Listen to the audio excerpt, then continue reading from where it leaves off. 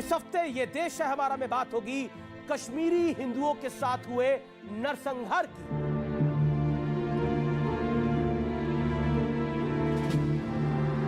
उस काली रात को क्या कुछ हुआ था उसकी सबसे बड़ी गवाही।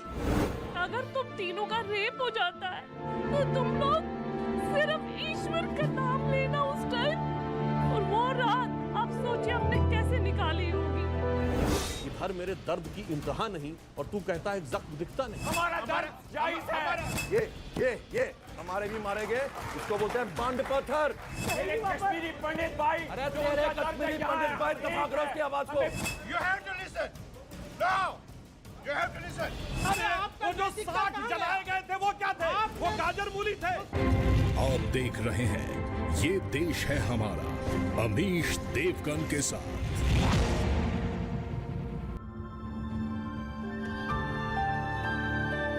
नमस्कार व्यूअर्स, मैं हूं अमीश देवगन और आप देख रहे हैं इस समय देश का सबसे बड़ा कार्यक्रम। यूक्रेन में जो हो रहा है उसका दुख, दर्द, संवेदना, आंसू सब दिखाए जा रहे हैं, सब देख रहे हैं। आप भी परेशान हैं, आपका परिवार भी परेशान होगा। जो कुछ तालिबान में हुआ वो भी देखा गया,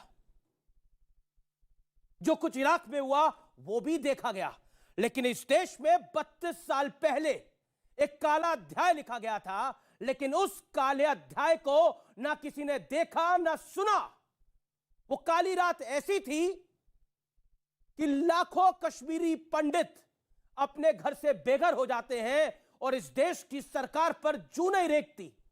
एक फिल्म बनती है कश्मीर फाइल्स, जो ब्लॉकबस्टर हो जाती है, जो सुपरहिट हो जाती है, और उस फिल्म में जब सच्चाई दिखाई जाती है तो तथाकथित प्रोधा, तथाकथित इंटेलेक्चुअल्स कहते हैं कि यह हिंदू मुसलमान करने की एक बड़ी कोशिश है, इस फिल्म को तत्काल प्रभाव से बैन कर देना चाहिए, यह तक कहा जाता है। जब उस फिल्म को देखकर लोगों के आंसू भर आते हैं और वो भारत माता की जय और वंदे मातरम कहते हैं, तो कहते हैं ये तो वही वॉर मॉन्गरिंग है जिसको भारतीय जनता पार्टी और राष्ट्रीय स्वयंसेवक संघ चाहता है। जब नरेंद्र मोदी देश के प्रधानमंत्री इस फिल्म की तारीफ कर देते हैं, तब कई तथाकथितों के सीने पर सांप लौट जाते हैं। क्यों? आज मैं भी दिल खोल के बोलूंगा, और इसलिए बोलूंगा कि यह बोलने का दिन है, लेकिन आज कोई और भी बोलेगा। मेरे साथ यहां पर कई कश्मीरी पंडित हैं जो आज दिल खोलकर अपनी बात को रखेंगे। उस काली रात को क्या कुछ हुआ था उसकी सबसे बड़ी गवाही आज नोएडा के स्टूडियोज में होगी। पहले एक रिपोर्ट।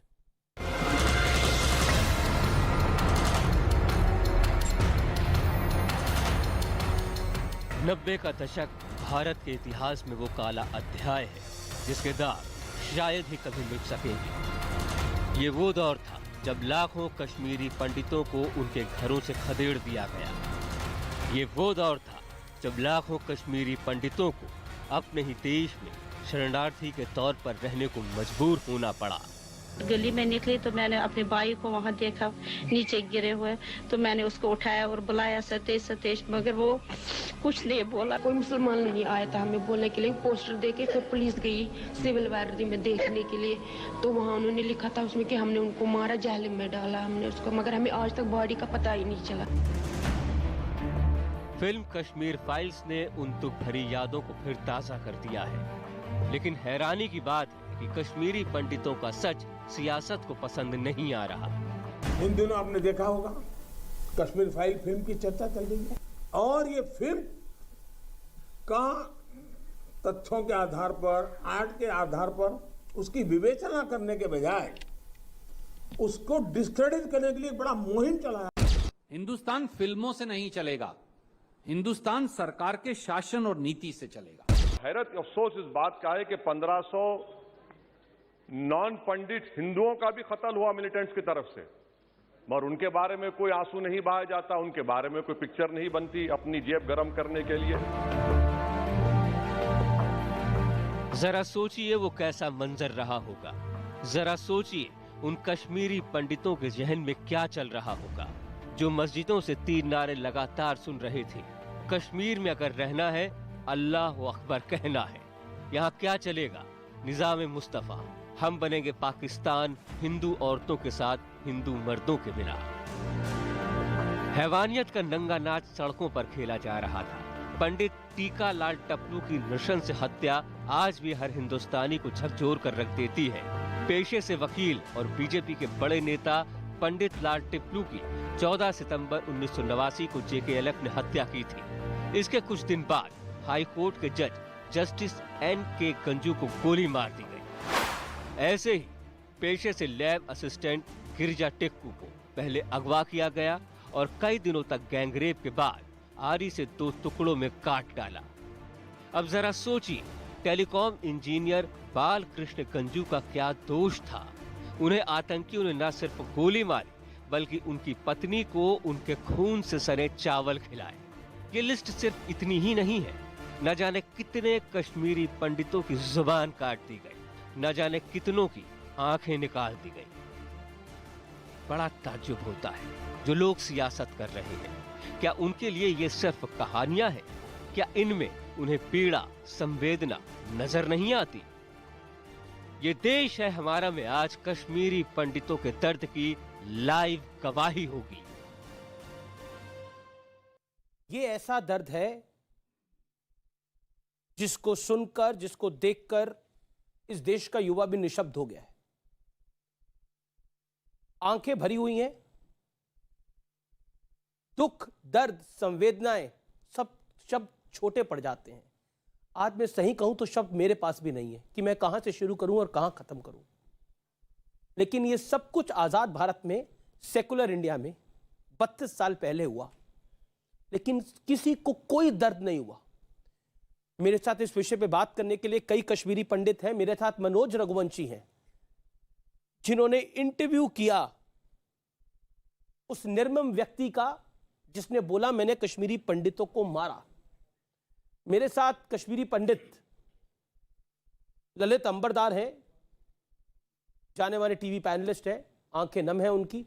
डॉक्टर सुधांशु त्रिवेदी हैं, बीजेपी के सांसद हैं। मेरे साथ इरफान हाफिज डोन है, एडवोकेट है।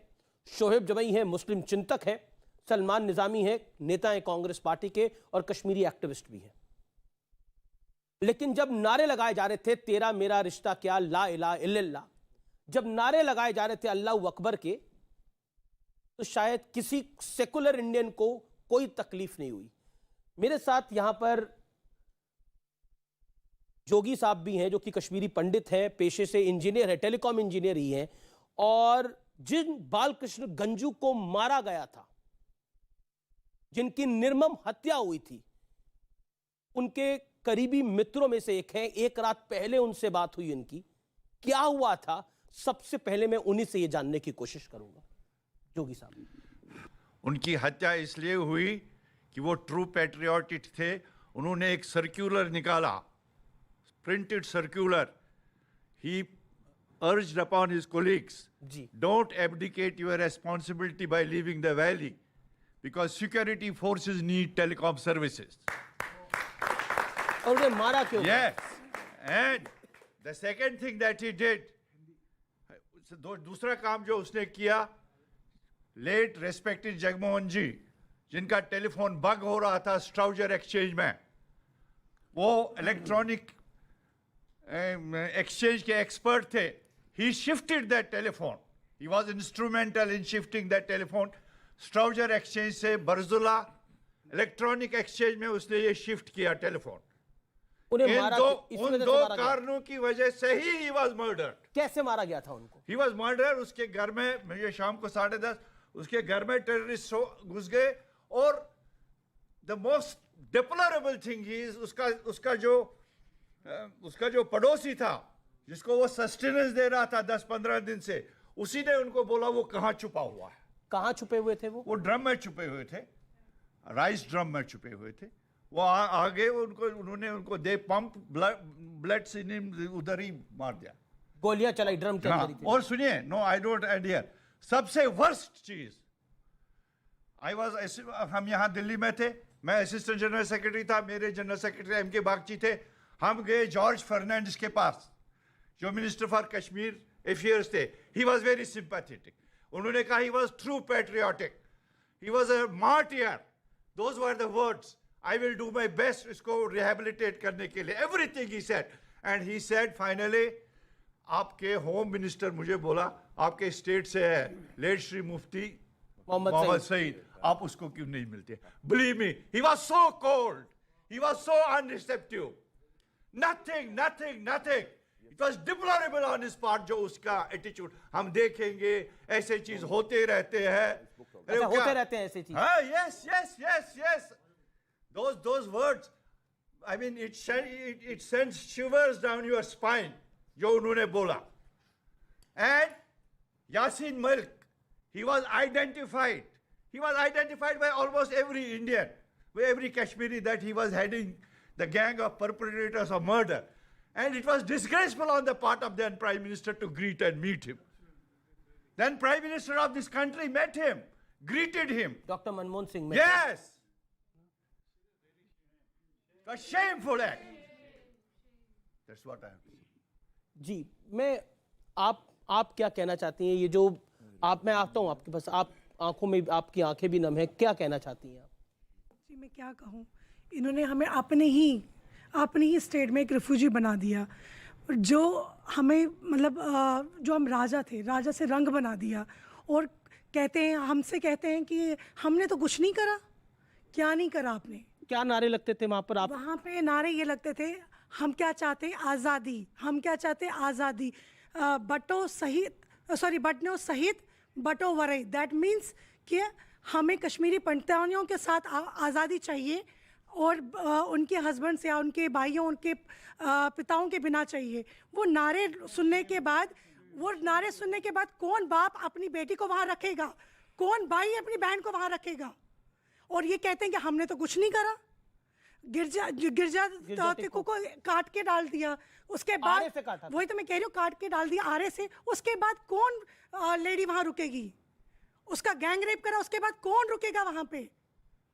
तो ये उसके बाद भी, आज भी जब ये मूवी आई तो उसके बाद कहते हैं कि नहीं जी, हमने कुछ नहीं करा। बोला गया कि वहाँ पे मुसलमान भी मारे गए थे, वहाँ पे सिर्फ कश्मीरी हिंदू नहीं मारे गए। हमने तो नहीं मारा, हमने तो नहीं कुछ कहा। एक बात कही जाती है कि कुछ दबे कुचले हुए लोग थे, लेकिन कश्मीरी हिंदुओं ने तो कभी बंदूक नहीं उठाई। किसी ने सुना कश्मीरी हिंदू ने बंदूक उठाई हो? जी अमीश जी, मैं अपनी स्टोरी बताना चाहती हूँ यहाँ पे। मैं छानापुरा श्रीनगर की निवासी हूँ। मेरा नाम सुनीता दुरानी है। उस वक्त मैं यहाँ पे, मेरे चाचा श्री ब्रियल बान आईबी में थे, और हमारे घर के बाहर इलेक्ट्रिक पोल पे पोस्टर लगा था जिसमें लिखा था, आपकी जिंदगी की जिम्मेवारी हम नहीं लेते हैं, यहाँ से निकल जाइए। नाम बीएल बान और भी कई पंडितों का नाम लिखा हुआ था। और वो रात हमने कैसे निकाली ये मैं आपको जरूर बताना चाहूंगी। उस रात को हम 3 बहनें और मेरे चाचा जी घर के अंदर, छोटी बहन को हमने बाहर से निकाला, उसको ये बोला कि तू बाहर से दरवाजा बंद कर, उसमें लॉक लगा। वो बेचारी सन्नाटे में, भयानक रात, अंधेरा, बर्फ गिर रहा है बाहर, वो बाहर आई, लॉक लगाया, अंदर हम बैठे हैं बहनें। मैं 20 साल की थी, वो 13-14 साल की मेरी बहनें।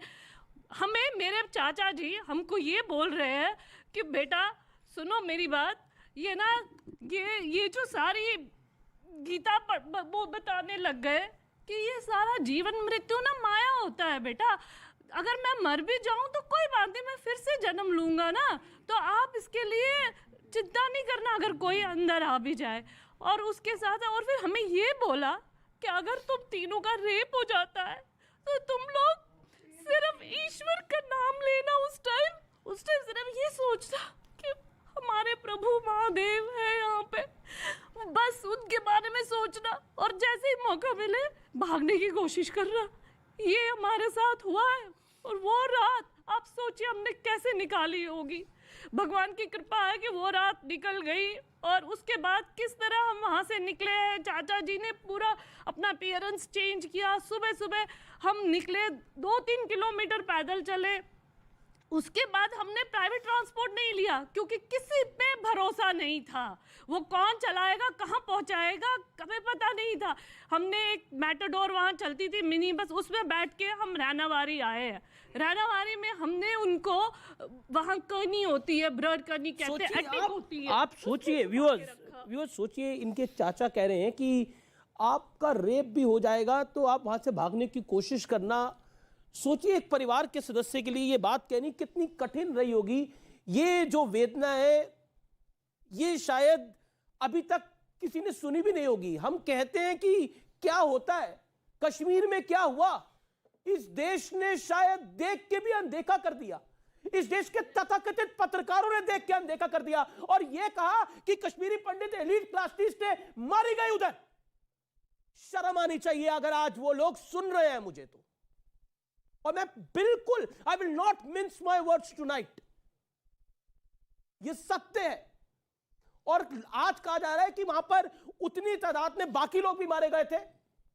जो इनके साथ हुआ वो किसी के साथ हुआ है क्या उधर? कश्मीरी हिंदुओं को तड़पा तड़पा के मारा गया, आरे से काटा गया। मैं आऊंगा, आपने बिट्टा कराटे का इंटरव्यू भी किया था मनोज रघुवंशी जी, और मैं आपके पास भी आऊंगा। सब बहुत कुछ कहना चाहते हैं, लेकिन सुधांशु त्रिवेदी, आपकी पार्टी पर तो बहुत सारे आरोप लगाए जा रहे हैं। कहा जा रहा है कि इस फिल्म को चलाने के लिए आप सारा खेल खेल रहे हैं। भूपेश बघेल ने तो बोला 2024 के चुनाव के लिए सब कुछ हो रहा है। केरल कांग्रेस ने बोला मुसलमान भी मारे गए थे, उनकी बात क्यों नहीं कर रहे? क्या कहना चाहते हैं? ये सुनने के बाद और जो तकलीफ दिखाई गई है ना, इस पे मैं एक ही लाइन कहना चाहूंगा कश्मीरी हिंदुओं की तरफ से। इसमें एक और बात कह दूं, कश्मीरी पंडित क्यों कहा जाता है? इसलिए कि जैसे बाकी हिंदुओं से कुछ अलग है। अरे भाई, क्या उस जमाने में बाकी नहीं रहते होंगे? बाकी किसी को बख्शा गया? कभी किसी को नहीं बख्शा गया। इसलिए मैं कहना चाहता हूं एक लाइन उनकी तरफ से कि बहुत जुदा है इस दर्द की कैफियत मेरी, इधर मेरे दर्द की इंतहा नहीं और तू कहता है जख्म दिखता नहीं। और इरफान हाफिज लोन, एक तथाकथित बुद्धिजीवी ने बोला, देखिए खून से सने चावल जो थे वो खिलाए नहीं गए थे, इस फिल्म में गलत दिखाया गया है, वो सिर्फ खून डाला गया था चावल के अंदर। बहुत बड़ी बात हो गई। अब आप मुझे बताइए कि आज तक आपने कंडेम करा जो नारे वहां पे लगाए गए, तेरा मेरा रिश्ता क्या, ला इलाहा इल्लल्लाह, और ये नारे लगाकर कश्मीरी पंडितों को उधर रौंदा गया और फिर कहा जाता है ये जेनोसाइड नहीं है। और क्या होता है जेनोसाइड? देखिए, मैं सिर्फ आपसे निवेदन करूंगा, बोलने का मौका दीजिएगा। जी, मैं सबसे पहले ये आपको कहना चाहता हूं, जो कश्मीर है, इस बात पे हम सब सहमत है कि कश्मीर में मानवता का कत्ल हुआ है। पिछले 30 साल हमने देखा, सबने देखा कि मानवता का कत्ल हुआ। वहां पर हजारों में लोग मारे, जो भारत सरकार भी मानती है, और उसमें से बदकिस्मती ये भी है, उसमें से 1% हमारा कश्मीरी पंडित भाई भी है। मैं ये कहना चाहता हूं, वहां पर हर गली कोचे में आप मातम देखेंगे। That is encyclopedia of miseries and trauma. मैं 7वीं में पढ़ता था जब मेरे वालिद साहब शहीद किए गए। मैं आपसे कहना चाहता हूं, ये दुख, जो ये क्रूरता जो हमारे साथ, अब मैं मुकम्मल कर रहा हूं, जो हमने देखा वहां पर, जुल्म देखा, अत्याचार देखा, मेरे कश्मीरी पंडित जो ये बोल रही थी मेरी बहन, इसका दर्द सही है, हम सब ने झेला है। सही दर्द किया क्या आपने? मैं मुकम्मल कर रहा हूं, लेकिन मेरी आपसे शिकायत है कि जब परसों काली रात थी 1990 में ही उसी आसपास, जब कुनन पुष्पोरा में महिलाओं के साथ रेप हुआ, आपको उसका दर्द नहीं है? जब परसों अल्ताफ की बेटी कहती थी, जो सरकार ने कहा कि ये अल्ताफ निर्दोष है, गोली मार दी, कहती थी मुझे पापा की लाश दे दो, मुझ पे दया करो। हर दिन कश्मीर रोता है, मानवता का कत्ल होता है। हम सब एक है, हम सब ने जुल्म झेला है। एक सेकंड, मैं आपको ललित अमरदान क्या कसूर है? गौ कत्ल में एक ही दिन आपको सुनना पड़ेगा, आपको सुनना पड़ेगा। हमारा दर्द जायज है, हम सब ने झेला है। आपको सुनना पड़ेगा, आप सुनने का मादा रखिए, आपको सुनना पड़ेगा, आपको सुनना पड़ेगा। मुझे आपने मारा, मैंने किसी को नहीं मारा। आपने पैदा किए थे। लोन साहब, मैं आपको अच्छी तरह जानता हूँ। अगर वो हालात पैदा, मैं मानता हूं तुम मर गए हो, लेकिन किसने मारा तुझे? तुमने तो उनको हाथ पकड़ कर लाया है, जिसने तुमको भी गलत बात है। लेकिन तुमको मैंने इन्हें सुनना पड़ेगा, कश्मीरी पंडितों को सुनना पड़ेगा, पड़ेगा। कश्मीरी पंडितों को सुनना पड़ेगा। मैं कल मौलाना को भी सुन रहा था। जी जी आज जी, भी आप देखिए कश्मीरी पंडित और हम शिवरात्रि आज भी खत्म एक मनाते सेकंड हैं। सुनना पड़ेगा आज इनको, ये वही सुनना पड़ेगा, कश्मीरी है सुनना पड़ेगा, जो सुनना पड़ेगा। इरफान हाफिज तो सुनना पड़ेगा, आपको सुना जगह दी। अगर आप लोगों को भी मारा गया, मैं मानती हूँ, मगर जगह पहले आपने अपने घरों में उनको शरण दे दिया ना, लाया आपने पाकिस्तान से उनको बुला बुला के। सर आप एक सेकंड, हमें पता है आपकी मुस्लिम लड़ी को किसी को रेप नहीं किया गया। ना सुनिए, बताइए किस बात की लड़ाई थी? कश्मीर एक राजनीतिक मुद्दा है, उसका हल होना चाहिए, सबको मालूम है। इन्होंने कहा बाकी हमारा कश्मीर, अब देखिए, जो इन्होंने आप कहा कह रहे थे वहाँ सेकुलरिज्म नहीं है। इरफान हाफिज JNK बी कॉन्स्टिट्यूशन में फेयर, इरफान सेकुलरिज्म हाफिज है। Be fair. देखिए यहाँ पर, यहाँ आपने अपनी बात देखिए, को इन्होंने रखा, आपकी कहा बात एक को लाइन सुना कह गया। दूं, एक लाइन पहले एक ये स्पष्ट कर लाइन कह दूं। माय प्रॉमिस जो आप बीच में सुधांशु इंटरवेंट जी कर ने रहे हैं, ये बोला, गलत कर रहे हैं आप। मैं हाफ मिनट आपकी परमिशन मांगता नहीं हूं। अभी सर सुधांशु को बोलने दीजिए। इन्होंने कहा कश्मीर एक राजनीतिक लड़ाई थी, और जब जाकिर मूसा खुलेआम कहता कोई कश्मीरियत की लड़ाई नहीं है, इस्लामी खलीफत की लड़ाई है, कितने लोगों ने विरोध किया था? क्यों वहां पे सिर्फ ISIS का झंडा दिखता था? वो तथाकथित कश्मीर का झंडा एक बार नहीं दिखा? किसी क्यों पाकिस्तान का झंडा पॉलिटिकल लड़ाई थी, और सुनिए, अगर पॉलिटिकल वो लड़ाई पॉलिटिकल लड़ाई तो निज़ाम थी। मुस्तफा कहां से आया? नहीं अगर सुनिए, पॉलिटिकल लड़ाई अरे तो सुनिए तो निज़ाम मुस्तफा कैसे आया? एक मिनट, पॉलिटिकल लड़ाई थी तो अभी 2019 से पहले भी धारा 370 हटने से पहले हर जुमे की नमाज के बाद हुजूम के साथ भीड़ क्यों निकलती थी? जब पॉलिटिकल लड़ाई थी, अगर सही बात थी तो कह रहे तो हैं। सबको हाँ, निकल बहुत जाना सही। चाहिए था। फिर और दूसरा, फिर मोहन भागवत कहता है हिंदुस्तान में रहना, हिंदू बन के रहो। क्या सुधांशु जी भी हमें अरे यही भाई, कहते ये थे? कब डीएनए की बात करते हैं, किसी एक DNA ने एक कहा, है, किसी एक ने DNA मजहबी एक है। नाम दे दिया, क्या फिर आप वो सही है? उज्बेकिस्तान से थोड़ी आए हो। Okay Sudhanshu, okay Lalit Ambardar. सबसे पहले आप पत्रकारों की बात कर रहे थे, आप मनोज जी की बात कर रहे थे। मैं आपके द्वारा देश को बताना चाहता हूं, मनोज रघुवंशी जी जिन्होंने एक बहुत बड़ा काम किया पत्रकारिता में, एक उदाहरण स्थापित किया कि उन्होंने एक बुचर ऑफ कश्मीरी हिंदुओं का कसाई फारूक अहमद डार, जिसको बिटा कराटे बोलते हैं, बिटा कराटे को कम बोला करें, उसका नाम फारूक अहमद डार, इस्लाम में मुसलमान कश्मीर का, जिसने अपने दोस्तों को नहीं बख्शा। सूंघता था वो जहां पे उसको कहीं पे भी कश्मीरी पंडित की, कश्मीरी हिंदू की स्मेल आती थी और पिस्टल निकाल के सोचे बगैर मारता था और वो साइकोपैथ नहीं था। ये भी बताया जा रहा है कि वो साइकोपैथ था, साइकोपैथ नहीं था वो, इसको हिंदू फोबिया था, हिंदू कत्ल करने हैं। जैसे आप देखते हैं तालिबान, जैसे आपने ISIS ने देखा कैसे उन्होंने वो यजीदीज का कत्ल किया, उनकी औरतों को $5 में बेचते थे सड़क पे, ये था वो। दूसरा मैं टिम सेबेस्टियन को याद करना चाहता हूं, जिसने हार्ड टॉक में BBC पे इस दूसरे कश्मीर का वहाबी सुन्नी जहादी यासीन मलिक, जिसको दिल्ली के पत्रकारों ने, दिल्ली के एकेडमिशियंस ने सिर पे बिठा दिया था। अरे प्रधानमंत्री कार्यालय जाता था भाई वो। मैंने मीडिया हाउसेस में, बॉस मीडिया हाउस में उसको ऐसे रिसीव करते देखा जैसे उनका जवाई होता है, और जब हम उनको प्रोटेस्ट करते थे हमें निकालते थे, थाने में बिठाते थे, और वो इंसान वहां पे उनके डाइस पे होता था, उसको डिक्लेयर किया जाता, he is an icon, symbol of youth, नौजवानों के लिए एक सिंबल करके बताया जाता था। तो ये बताना चाहो, कश्मीर में एक और चीज होता है, हमारे यहाँ बांड पत्र बोलते हैं। बांड पत्र एक लघु एक्टिविटी है, कल्चरल एक्टिविटी है। ये जो ये कर रहे हैं ना अभी, ये हमारे भी मारे गए, इसको बोलते हैं बांड पत्थर। एग्जाम्पल देता हूं, वंदहामा का कत्ल होता है, मारा गया, बांड पत्थर है ये। अल्ताफ को मारा गया, गौ कत्ल हुआ, कुनन पुष्पोरा, ये बांड पत्थर दिखता है। मैं बता रहा हूं, और हम बोलने दीजिए ना एक होके रह रहे हैं, इनको बोलने दीजिए। हमें ये एक डर होके रह रहे हैं, ये तो है मेरे ही बात। कश्मीरी पंडित भाई, अरे जो तेरे उनका दर्द कश्मीरी यहाँ पंडित भाई, है, दफा करो उसकी आवाज को, हमें बांटने की बंद करो ये कोई बकवास, कोशिश करे, बंद करो ये बकवास, और बंद दिल करो से ये मैं ये बकवास। बात कर रहा ये हूं। बांड पत्थर होता है, ये बांड पत्थर होता है। बिट्टा कराटे, क्योंकि बिट्टा कराटे की बहुत चर्चा हो रही है, और बिट्टा कराटे के बारे में यह कहा जा रहा है कि कोई कह रहा है वो साइकोपैथ था, वो मेंटली तौर पे बीमार था। आपकी तो उनसे मुलाकात हुई, आपने एक इंटरव्यू किया, और मैं आपको धन्यवाद कहना चाहता हूं कि उस दौर में आप थे जो सच को सामने लाए, नहीं तो ये बिट्टा कराटे को भारत का फ्रीडम फाइटर बना देते ये लोग। और लोग मुझसे पूछते हैं कि कन्हैया कुमार ने जब आजादी के नारे लगाए थे तो अमीश देवगन तुमको इतना गुस्सा क्यों आ गया था? यही नारे लगते थे कश्मीर के अंदर, सर पानी पिएंगे, हमें चाहिए आजादी, और यही नारे आज कन्हैया कुमार लगाता है जो कांग्रेस के अंदर शामिल है।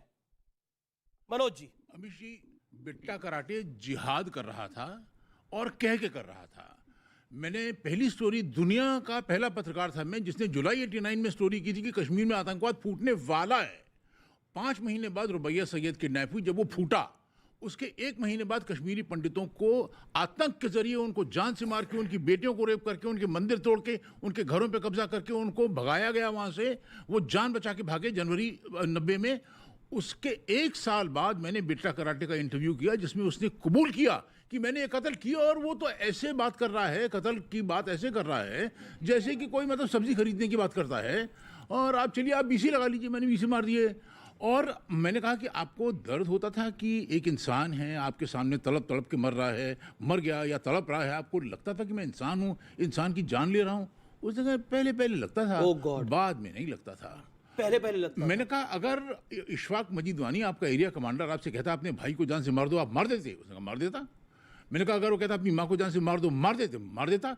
मैंने कहा आपकी हालत तो गुलामी से बदतर हो गई। बोला नहीं नहीं, वो जब ज्वाइन करवाते हैं तो हलफ उठवाते हैं कि जो कहेंगे करना पड़ेगा, अगर आप तुम हलफ उठाने को तैयार नहीं हो तो तुम जा सकते हो। जिहादी मानसिकता, देखिए ये जिहादी मानसिकता है जिसके जो ये कह रहे हैं ना कि हमारे भी मारे गए, हमारे भी मारे गए, मतलब मुसलमान पक्ष के जो लोग कह रहे हैं कि हमारी भी। जिहाद जब आया तब उसने क्या, जिहादियों ने मुस्लिम लड़कियों का रेप नहीं किया। जब हिंदू सारे चले आए तो उसके बाद वहाँ मुसलमान लड़कियां ही तो बची। तो मुसलमान लड़कियों का रेप करने वाले जिहादी मुसलमान ही तो है। बात जिहाद है, बात जिहाद है। अब एक वर्ग देखिए, एक वर्ग ये भी कहता है कि वहां पर कुछ लोग जो दबे कुचले थे इसलिए कश्मीरी पंडित बड़े एलीट क्लास थे इसलिए ऐसा करा गया। ये बरखा दत्त का एक बड़ा ही मतलब एक डिस्टॉर्टेड दिमाग से उसने ये उपज की। उसने स्टोरी के एंड में उसने ये बात कही कि कश्मीरी पंडितों ने सारी पावर अपने पास कर ली थी और इस वजह से, मतलब उसके कहने का मतलब ये था। मैं बताता हूं क्योंकि मैं इसकी थोड़ी रियलिटी में गया। मैंने सोचा कि कोई बात करे तो उसको जरूर उसके बारे में थोड़ी रिसर्च करनी चाहिए। मैंने रिसर्च करी कि ये कम्युनिटी बहुत पढ़ी लिखी कम्युनिटी थी। ये गैरतमंद लोग थे जो मेहनत से काम करना जानते थे, पढ़ाई करते थे और अपनी पढ़ाई के सहारे, क्योंकि ये पढ़ते लिखते थे, इंजीनियर बनते थे, डॉक्टर बनते थे, सीए बनते थे, बड़े बड़े वकील बनते थे, बड़े बड़े जज बनते थे। ये एलीट कम्युनिटी कैसे हो गई? मैं बताता हूँ आपको। मेरे दादाजी को, मेरे चाचा जी को 47 में उंगलियां काट के, पैर काट के, अंग काट के उनको मार दिया। 47 में मेरे फादर 17 साल के थे, वो वापस गए, वापस वहां से खेती बाड़ी करके दोबारा से मकान बनाए, दोबारा से रहने लगे। 1990 तक, 1990 में मेरे पड़ोस की सिस्टर, मेरे पड़ोस में एक बहन रहती थी, मेरे पड़ोस में एक बहन रहती थी, उसके आरी में काटा गया, उसका बलात्कार किया गया। और हमारा क्या कसूर है? सिर्फ एक ही कसूर था, हम हिंदू थे, हमारा धर्म दूसरा था, इसलिए बार बार हमसे अत्याचार होता। जी सलमान निजामी, कांग्रेस की जो स्थिति है वो हम सबको पता है, वो डिस्कशन का पॉइंट नहीं है। लेकिन केरल कांग्रेस क्या कह रही है? केरल कांग्रेस कह रही है कि मुसलमान भी उससे ज्यादा मारे गए थे, उनका दर्द भी दिखाना चाहिए था। बाद में वो ट्वीट डिलीट कर लिया, बाद में 10 क्लैरिफिकेशन दे दी। क्यों? और आप लोग कहते हो जगमोहन था, जगमोहन नहीं था, जगमोहन ने ये किया। अरे जगमोहन था तो ये बच के वापस आ गए कुछ। देखिए, जो कश्मीरी पंडित भाई बहनों के साथ हुआ, हमें खेद है उसका, और ये हकीकत भी है। मैं ये नहीं कह रहा कि झूठ दिखा रहे। अब मैंने बोलने दीजिए, उनको बोलने दीजिए। मैंने बोला किसी के, अब उनको लेट हिम स्पीक। ठीक है, आप मेरी बात को एक्सेप्ट नहीं करना चाहते? बिल्कुल नहीं, ये पहले बता रहा हूं। आप बोलिए ना, फिर आप अपनी बात को रखिएगा अपने मौके पर। काउंटर कर रहे हैं आप, उसको फेस नहीं कर रहे। Let him speak. It proves you are wrong. सबसे बड़ी बात है, हम यहां लड़ेंगे, ये भी हमारे भाई हैं, भाई नहीं है। पहले बताओ, क्यों? मैं किसी कश्मीरी इस्लामिस्ट आप कश्मीरी पंडित एक हैं। हाँ, ये में से कोई तुम्हारी बहन नहीं, तुम्हारा भाई नहीं। जब तक तुम लोग ये नहीं बोलोगे जो कश्मीरी हिंदुओं के साथ हुआ वो नरसंहार था। जब टिकालाल टेपलू मर गए, फारूक अब्दुल्ला चीफ मिनिस्टर था। जब नीलकंठ गंजू मर गए, फारूक अब्दुल्ला चीफ मिनिस्टर था। जब उषा मर गई, फारूक अब्दुल्ला चीफ मिनिस्टर था। जब दीनानाथ मर गया, फारूक अब्दुल्ला चीफ मिनिस्टर था। जो यूसुफ हलवाई है, सबसे पहले वो मारा गया। एक बात मैं कहना चाहता हूं कि जो फारूक अब्दुल्ला ने अपनी ड्यूटी को, जो उसने कॉन्स्टिट्यूशन की कसम खा करके ये लिखा था कि हम सब की जान माल धार्मिक स्थान उनका संरक्षण फारूक अब्दुल्ला की रिस्पॉन्सिबिलिटी है। वो फारूक अब्दुल्ला 18 तारीख को भाग गया और हमें इनके सामने छोड़ दिया। ये पूछना पड़ेगा इनसे। जगमोहन जी, Jagmohan, you are not ready to listen. Why are not you ready to listen? You have to listen. We have listened to you. You have to listen. No, you have to listen. When we listen to you patiently, you have to listen. We are humans. Sub reports, one minute. All the sub report Jagmohan ji, prime minister Rajiv Gandhi को भेज रहे थे कि यहाँ क्या कई letter लिखे, सही कह रहे हैं ये, कई चिट्ठियां लिखी थी उन्होंने।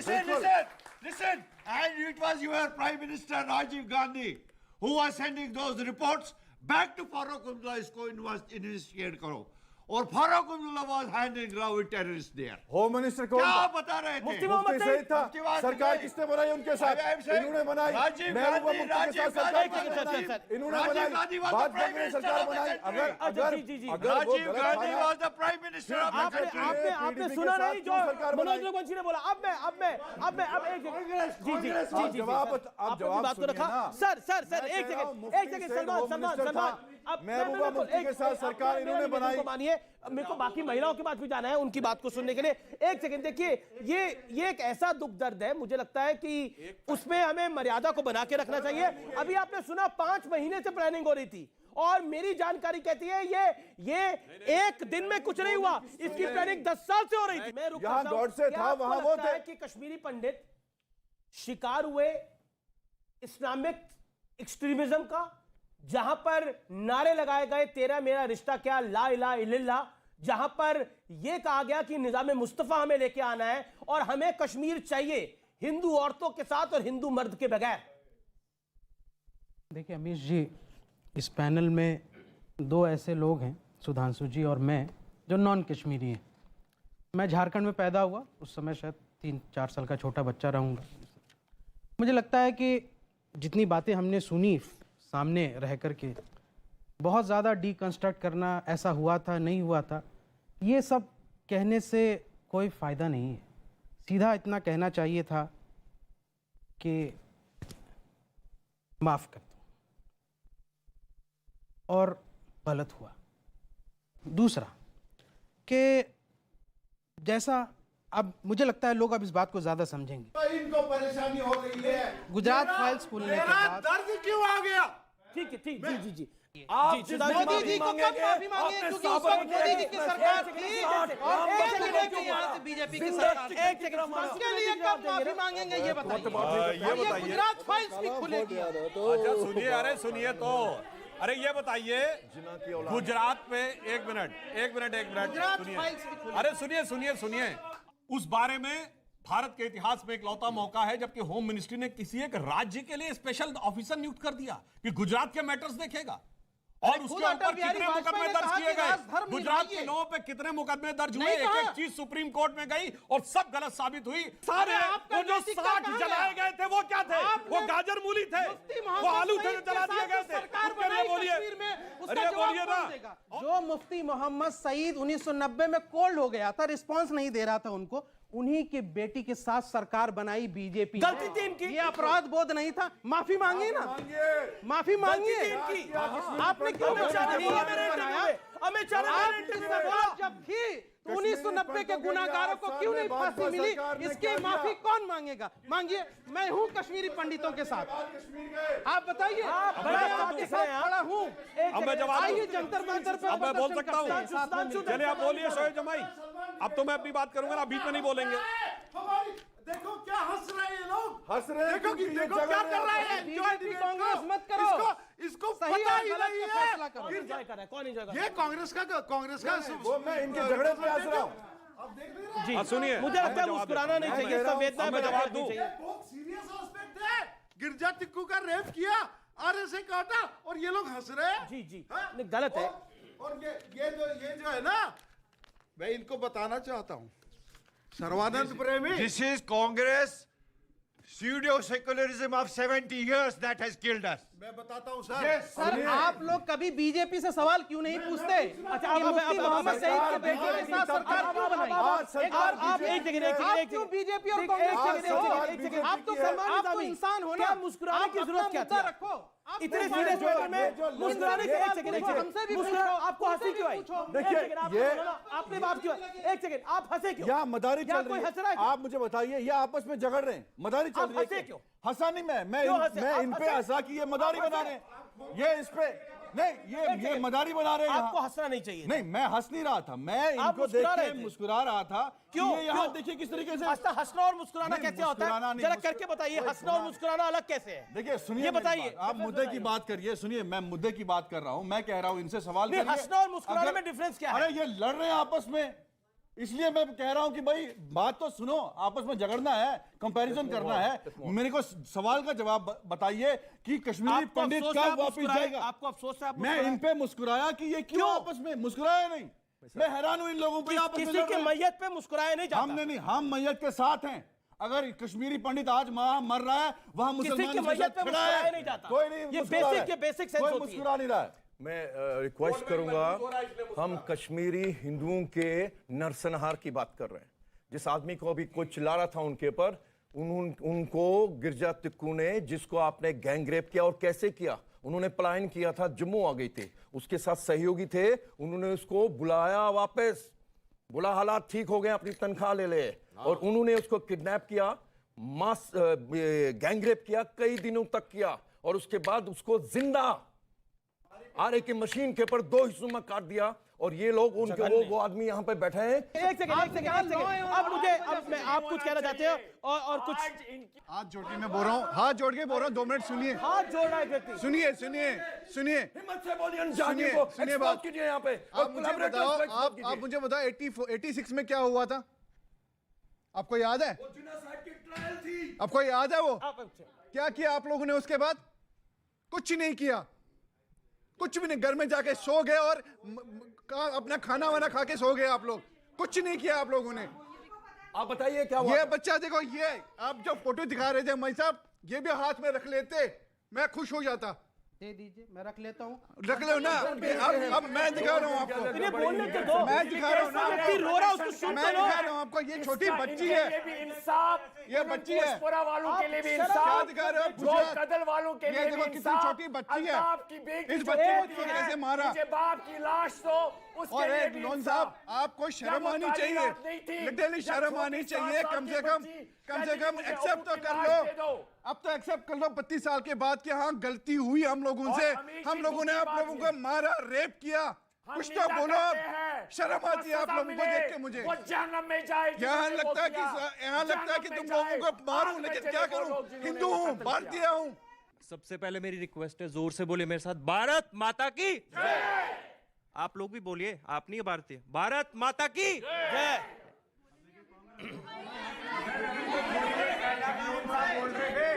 क्यों नहीं मत करो, सवाल पूछो अपना। नहीं, अपनी बात कह रहे हैं। भारत माता की नेतागिरी नहीं करो। जय में क्या दिक्कत है? सवाल पूछो। भारत माता की जय में क्या दिक्कत है? भारत माता की जय के उसे हड़का रहे हो, उसे एक सेकंड उसे हड़का रहे हो कि भारत माता की जय, तुम नेतागिरी मत करो। भारत माता की जय नेतागिरी है। भारत माता की जय, भारत माता की जय, भारत माता की जय। ये नेतागिरी कैसे है भाई? भारत की माता की जय नेतागिरी कैसे है? नेतागिरी वंदे मातरम नेतागिरी कैसे है? जय हिंद नेतागिरी कैसे है? अरे बोलो हिंदुस्तान जिंदाबाद, किसको दिक्कत है? बोलो हिंदुस्तान जिंदाबाद, हिंदुस्तान जिंदाबाद। हमने ऐसे कॉलेजेस खोल के रखे हैं जहां पता नहीं कौन से फसल, गद्दारों की फसल निकलती है, मुझे कोई गिना नहीं होता बोलने में। एक आदमी जो 8 साल फेल होता है यूनिवर्सिटी में, हम कश्मीरी पंडित उसको बुद्धू बोलते हैं, आप लोग उसको बुद्धिजीवी बोलते हैं। हमें गोली मिलती है और उसको कांग्रेस का टिकट मिलता है, कन्हैया कुमार की। कन्हैया कुमार तो कहा क्या कश्मीरी नहीं है ना वो। अरे आप छोड़िए, अरे भाई आपको जिद वो हो बोला सकती है। उन्होंने बोला हर घर से अफजल निकलेगा। आप किसको बोल रहे हैं? आप मुद्दे से मैंने हटिए। दोनों आप से मेरे बोला पे बोलिए ना। मैं कश्मीर से हूँ, सलमान निजामी पे सवाल करिए ना। मैं बताइए आप। कांग्रेस उनको टिकट दिया कि नहीं? नहीं, टिकट कहाँ दिया? देखिए इतनी मतलब आप बताइए, कन्हैया कुमार का सहारा चाहिए आपको? लड़ाई झगड़े से कन्हैया कुमार का सहारा चाहिए आपको? नहीं, कन्हैया कुमार का रिलेशन है, वही वो आजादी के नारे लगा रहा था जो 1990 में कश्मीरी पंडितों के साथ हुआ, तब उसी आजादी के नारे लगा रहा था। वो तो गॉडसे के समर्थक यहाँ बैठे हैं, इनसे सवाल करिए ना। मैं तो सवाल पूछ रहा हूं कि वहां मुसलमान भी मरा, सिख भी मरा, ईसाई भी मरा, आज भी मर रहा है। जब भाजपा सरकार में हिंदू सिख क्या किया उन्होंने? देखिए, पहली बात तो ये कन्हैया कुमार का भी रेफरेंस आप अच्छा लाए। जानते हैं बोला बुद्धिजीवी नहीं, बात कश्मीर की कर रहा हूं, तो फिर बता रहा हूं। मैं सवाल आपसे कर रहा हूं, जवाब दे रहा हूं। आपने 8 साल के लिए बस ये बताइए, क्योंकि उसने नारा क्या लगा था? 370 भी हट जंग चलेगी कश्मीर की आजादी तक, भारत की बर्बादी तक। मैं महिलाओं के पास तो जाना चाहता हूं, मैं आता हूं। आप कुछ कहना चाहती है मैडम? आप जो आइडियोलॉजी लेकर आते हैं, उस आइडियोलॉजी को लेकर अपने बच्चों के पास अपना चेहरा दिखा पाते हैं? दिखा पाते हैं अपना चेहरा इस आइडियोलॉजी के साथ? मैंने कोई गलत बात नहीं की। मैं सिर्फ सवाल सरकार से कर रहा हूं कि कश्मीरी पंडित वापस कब जाएगी। मैं तहे दिल से आप लोगों का शुक्रिया अदा करना चाहता हूं। मैं धन्यवाद करना चाहता हूं कि आप आए और मुझे यह सौभाग्य मिला कि मैं आपकी बात को पहुंचा पाऊं। मनोज जी, आपका भी बहुत बहुत धन्यवाद। फिलहाल यह देश है हमारा में इतना ही, लेकिन चलते चलते मैं लाख टके की बात एक जरूर बताऊंगा कि माफी, चर्चा, विमर्श बहुत हो चुका है। इससे हिंदुस्तान को सबक लेना पड़ेगा जो कश्मीरी हिंदुओं के साथ कश्मीर में हुआ। इससे सबक लेने का वक्त आ गया है। नमस्कार।